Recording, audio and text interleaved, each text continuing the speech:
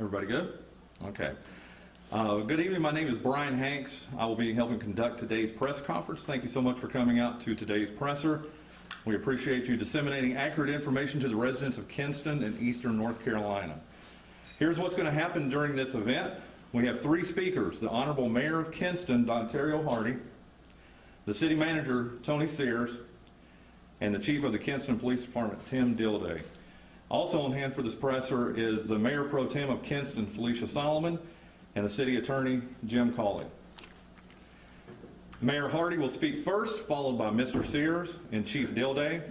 When the three officials finish making their statements, we will open it up to you for questions for all three of those, along with Mayor Pro Tem Solomon. A very important note here, and I've told you guys before we got started here, there will be no one-on-one interviews following this press conference. If you have questions for these city officials, you need to ask them in the question and answer portion of this press conference, which will take place after their statement. So, thank you, and up first, Mayor Dontario Hardy. Good evening, and thank you all for coming. In response to the disturbing video yesterday between officers of the Kinston Police Department and a member of our community, we are holding this press conference to address any and all concerns. We would like to thank you, the media, for joining us this evening to allow us to address the questions that you may have.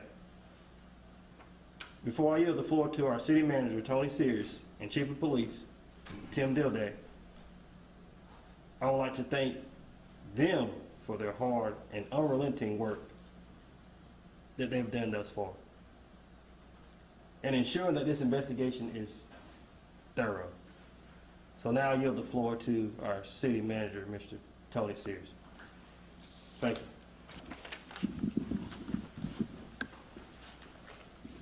Thank you, Mr. Mayor. My name is Tony Sears. I'm the City Manager for the City of Kinston, and I want to thank all the media for being here this evening when we're able to disseminate the accurate information that we have regarding this matter.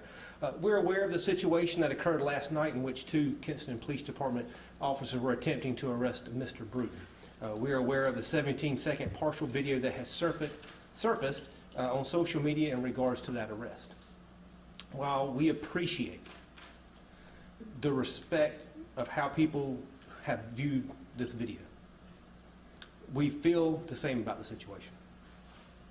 There is much more here than what meets the eye. From the time that I found out this happened last night to this very moment, my office is taking this very seriously. The City of Kinston wants to be fair to everyone involved. Mr. Bruton, the officers, and to the citizens of the City of Kinston.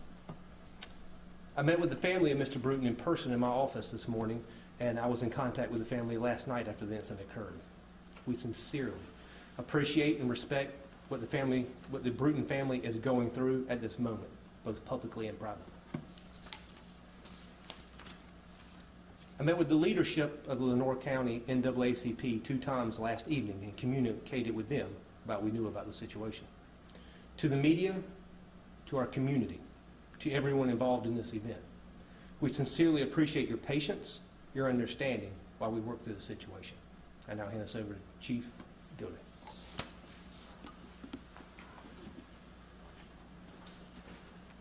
Thank you, Mr. Mayor, Mr. Sears. Like I said, I'm Tim Dilday. I'm your Chief of Police for the City of Kinston. So last night at 6:38 p.m., Kinston police officers responded to an alarm at 111 West Vernon Avenue. Upon arrival, officers discovered that it was an ongoing disturbance involving customers, which rose to the level of an employee triggering the silent alarm to gain necessary, immediate assistance from law enforcement. During the investigation, officers developed sufficient reasonable suspicion to detain one of the individuals involved in the disturbance. During the time the officers were conducting initial interviews inside of the business, the individual subject to detainment walked away from the area and was subsequently located nearby by officers. During the attempt to lawfully detain the individual involved, a foot pursuit ensued, and the suspect was taken into custody along the 700 block of North Queen Street. The arrestee has since been identified as David Lee Bruton, Jr., age 36, of Kinston. Kinston Police Department supervisor arrived on the scene and began an initial investigation into the use of force utilized by an officer during the arrest. Lenore County EMS personnel were summoned by officers to the Kinston Police Department to render aid to Mr. Bruton prior to the officers taking him before a magistrate at the Lenore County Detention Center. The investigation of circumstances surrounding the arrest continues at this time. Last night, a video was posted on social media which depicts Mr. Bruton being taken into custody at the end of the foot pursuit. As with all of our officer-involved uses of force, this matter will be thoroughly investigated. We have been and will remain responsive to our community concerning police interactions in Kinston. The leadership of your police department, as well as city leaders, are cognizant of recent events involving police interactions around our country. As with all police matters in Kinston, due process of law will be afforded to all parties.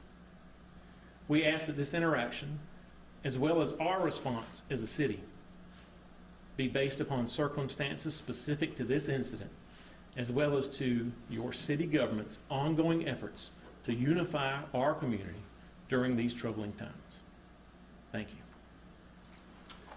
Okay, we're going to open it up to questions now for the officials up here. And I did want to mention, too, that City Councilman Robert Swenson IV is here also. So if you have questions for any of these officials up here, please just raise your hand and we'll go from there and ask who the question is for. So, go ahead.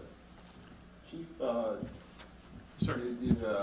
we heard that there was video surveillance from some of the nearby businesses. Were you able to kind of look at some of that and piece together what happened before? I guess the cell phone video was fairly short, 17 seconds. Absolutely. So we have been and continue the process of collecting video from any available source, and that includes surveillance videos stationary in the area, videos from officers, and videos from this that was posted, as well as additional videos that have been taken and since posted on social media. So we're in the process of collecting and reviewing all of that. I'll remind you that we're less than 24 hours into the preliminary stages of this investigation, and it's a process that we are continuing.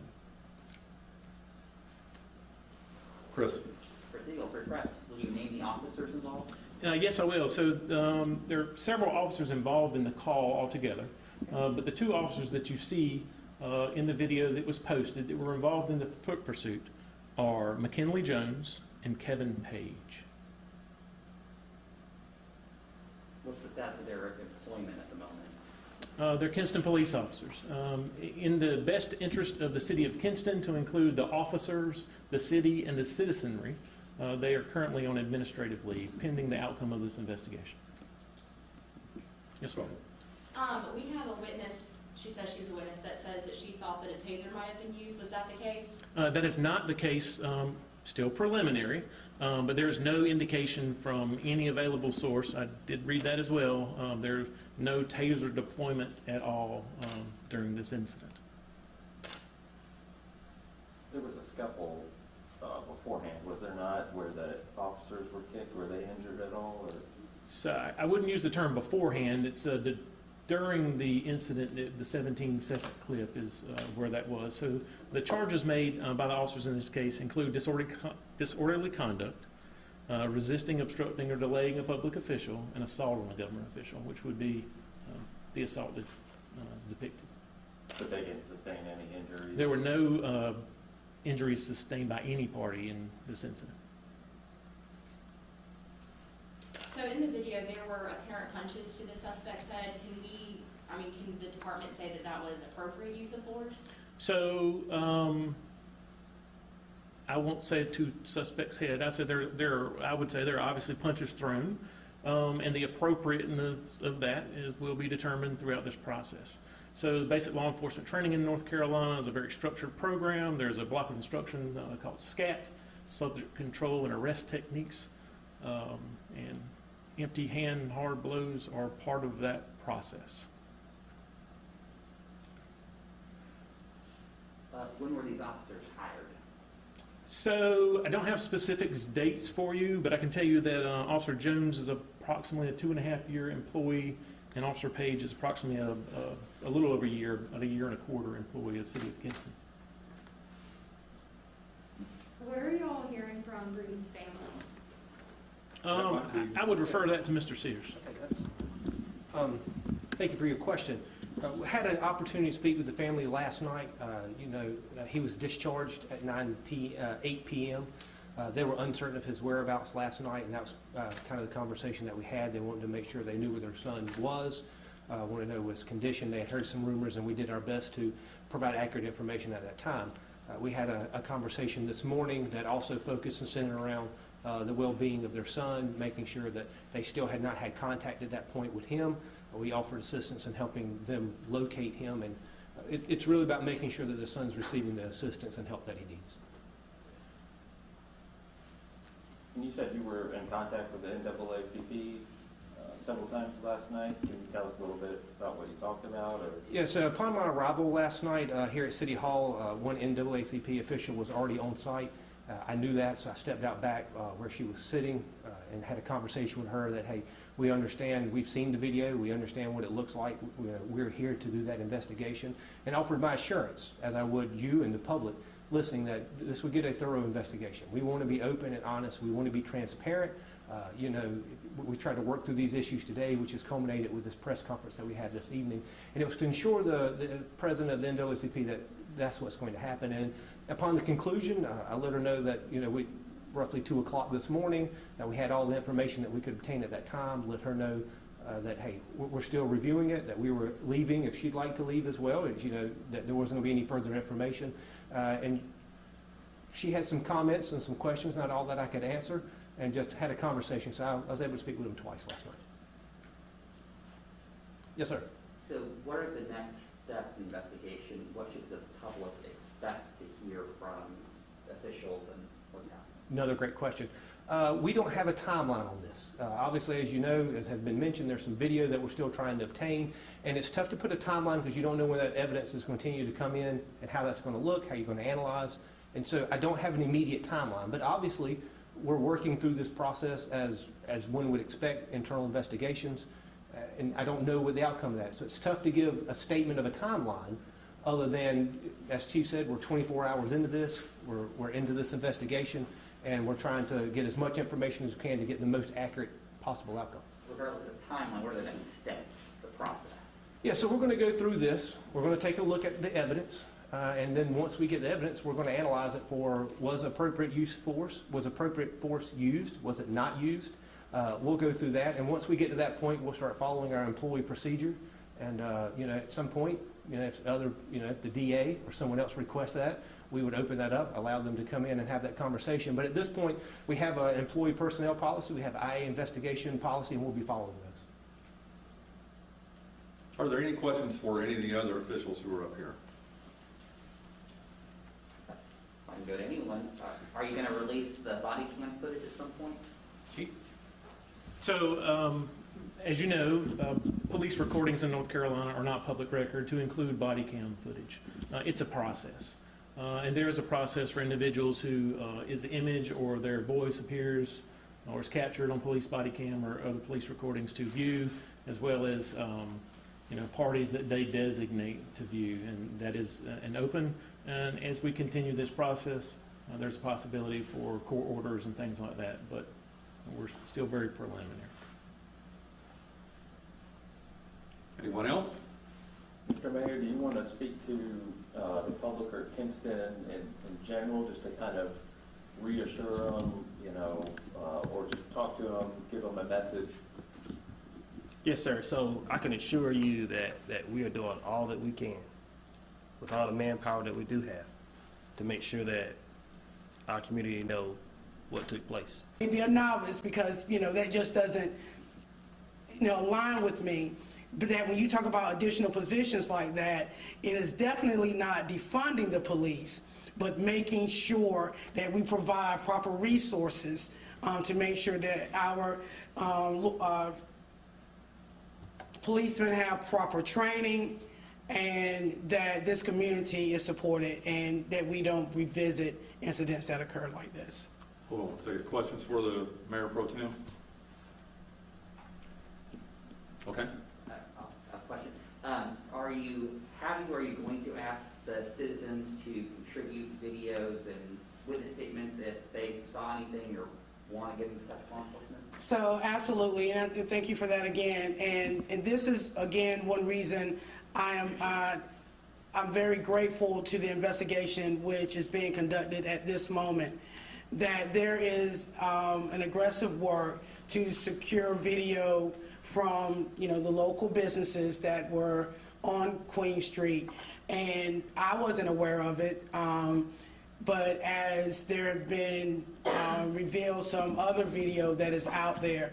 But again, if there's any video footage that is related to the incident that occurred, we do ask you to contact our local police department, because this is a situation that involves all of us. And so when you talk about this is us, this is us. And so thank you for that. Any video footage that is out there, our police department would love for you to reach out and give any information that you may have. Mr. Siegel, Chief Dilday will address that too. In addition to requesting from the community, anyone who may have captured any images before, during, or afterward, we are continuing to seek images that may be posted online and try to find additional Be information. an appropriate venue for someone to submit something? Pardon me? Crime Stoppers? Yes, sir. 523-4444. They can provide the information and we'll contact them. They can do it anonymously, correct? It absolutely can. We would have to figure out a way to submit video anonymously. If they call that number, we will find out a way. Okay. Anyone else? Was Mr. Bruton the only suspect involved in the disturbance from earlier? There were multiple people involved in the disturbance, but Mr. Bruton appears to be, from our preliminary investigation, the proximate cause of the disturbance. He's the only one charged? He is the only one charged, the only one taken into custody, and we're not looking for any additional individuals. Very good. Thank you guys so much. We really appreciate you guys disseminating this information to, again, to the residents of Kinston and Eastern North Carolina. Thank you so much.